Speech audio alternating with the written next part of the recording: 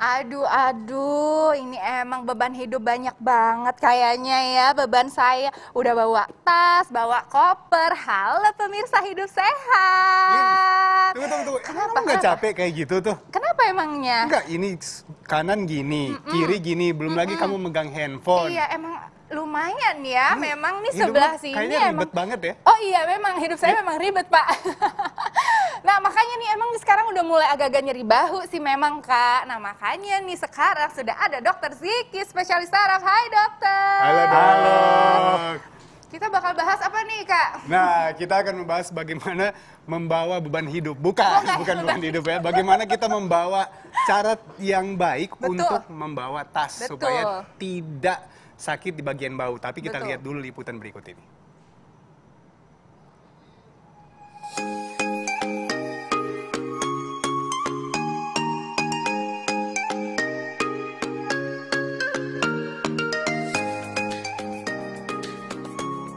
Tas merupakan salah satu benda yang selalu dibawa kemanapun Anda pergi. Iya kan pemirsa? Ke sekolah, ke kantor, ke rumah teman, jalan-jalan ke mall, hingga berbelanja ke pasar pun pasti membawa tas.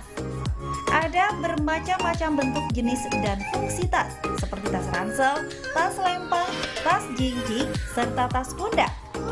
Nah, berbeda jenis tas, berbeda pula cara pemakaiannya.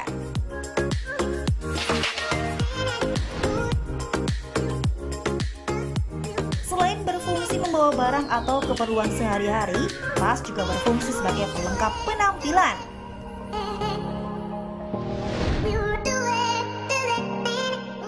Iya, meski sering kita gunakan, kira-kira kalian tahu nggak sih bagaimana cara memakai tas yang benar? Nah, kira-kira cara A atau cara B ya yang benar?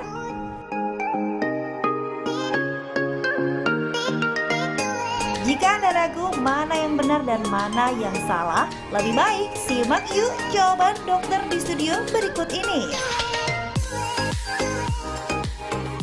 Nah, itu dia tadi ada pilihan A dan B bagaimana cara membawa tas agar tidak nyeri bahu. Langsung kita tanyakan saja, Dok. Ini, Dok, A atau B? Udah pasti yang B dong. Udah pasti yang B. Yang B, jelas. Kita lihat B nih. Nah, kenapa, Dok, kira-kira ini yang B? Oke, Yang kita B lihat nih. itu karena kita memberikan beban sejajar atau seimbang kanan dan kiri. Oke. Jadi kalau kita pakai ransel itu harus dua-duanya, ya. Betul. Kalau cuma sebelah, otomatis dia akan membebani satu sisi bahu, yang sebelahnya enggak.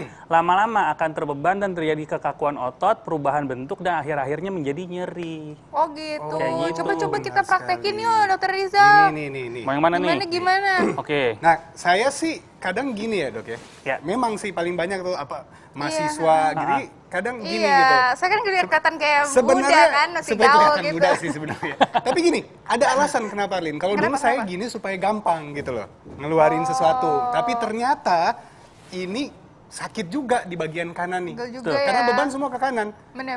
Gitu loh. Karena Betul. mungkin itu yang bikin itu deh ya, kayak orang biasanya miring ke sini, miring kiri, miring kanan, gimana, Dok, kira-kira? Ya, bisa. Jadi kalau kita pakai dia sebelah seperti itu ya, emang yang pertama sih kelihatannya keren ya.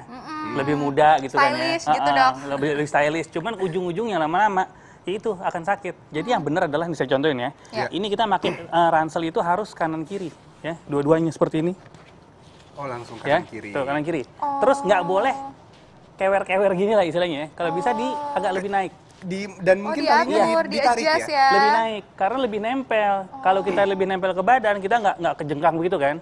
Karena kalau kita ke belakang seperti itu, otot kita akan mempertahankan tubuh sehingga lama-lama ototnya kaku dan akhirnya menjadi pegal dan bisa menyebabkan perubahan struktur tulang belakang kalau berlangsung lama.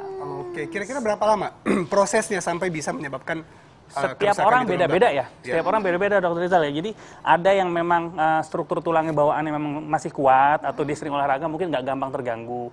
Tapi kalau memang struktur tulangnya atau memang bawaannya atau ada kebiasaan lainnya yang membuat dia terganggu, akan lebih cepat berubah strukturnya. Oh gitu. Kayak gitu. Nah ini banyak juga nih, Dok, pertanyaan nih, Dok. Kan tas nggak cuma backpack nih ya, Ya. Dok.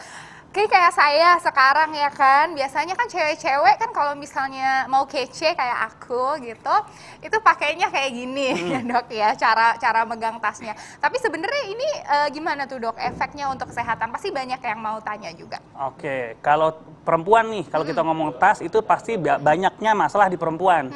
Karena kenapa? Laki ya paling variasinya hanya ransel gitu ya. Cuman kalau misalnya perempuan, apalagi kalau perempuan kan tasnya isinya banyak tuh. Ada tisu basah, tisu kering segala macam ya. Nyambung soalnya ke supermarket. Benar. Kayaknya paling banyak nota biasanya. Betul, itu dia. Pokoknya betul. perabotan lenongnya banyak. Nah, Betul, otomatis betul. akan berat. Selain masalah berat juga, posisi perempuan itu untuk membawa tas juga sangat penting gitu.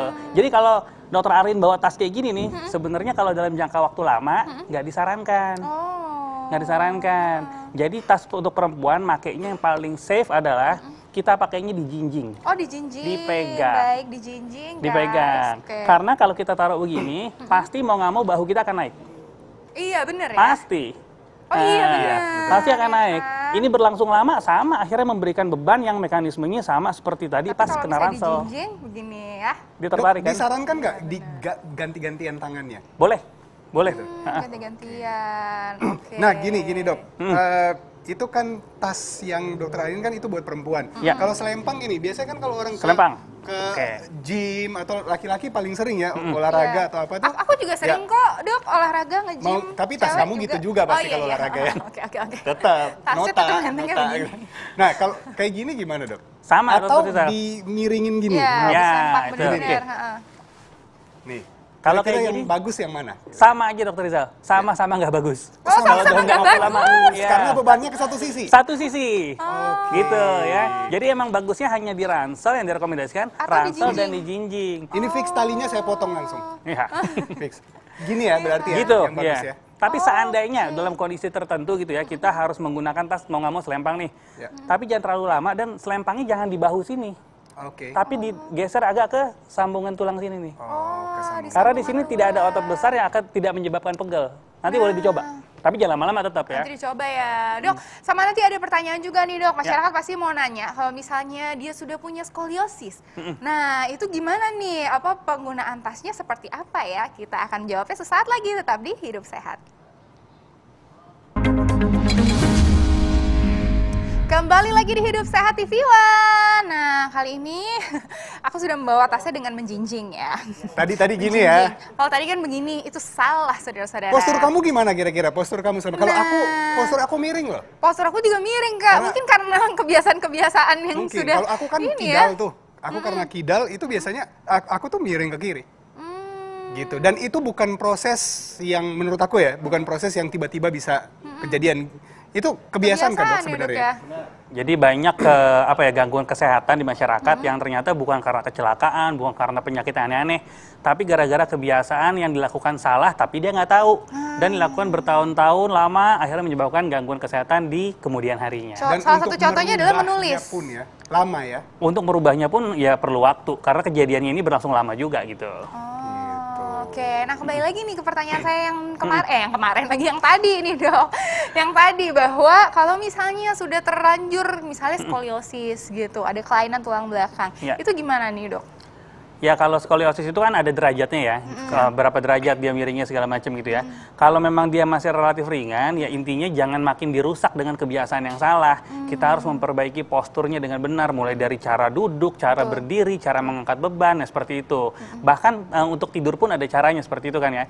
Tapi kalau memang ternyata skoliosisnya sudah cukup miring gitu ya, derajatnya cukup tinggi, ya ada baiknya mungkin dikonsultasikan ke dokter spesialis tulang dan mungkin bisa dilakukan pemasangan kayak brace gitu ya. Jadi membuat kayak korset gitu tulangnya ya, Dok, lebih stabil, lebih steady Fisioterapi gitu. pun membantu ya dok ya? untuk- Fisioterapi pun membantu ya. Fisioterapi membantu olahraga-olahraga tertentu seperti berenang itu juga sangat baik juga untuk tulang belakang. Iya, karena saya juga pernah sempat baca tuh dok, kalau misalnya udah sampai miring yang derajatnya lebih dari 20, bahkan kita sampai susah untuk bernafas gitu ya dok ya? Iya, karena akan menyebabkan sakit banget dan otot-otot yang buat nafas juga tertekan biasanya. Nah dok, kira-kira ada tips ya, tips dan pesan khusus nih buat pemirsa Hidup Sehat. Oke, Jadi yang namanya untuk sakit di badan kita, terutama di bahu dan sekitarnya, itu sering terjadi bukan karena gangguan yang aneh-aneh, tapi murni karena gangguan kebiasaan yang salah, tapi dilakukan terus-menerus gitu ya.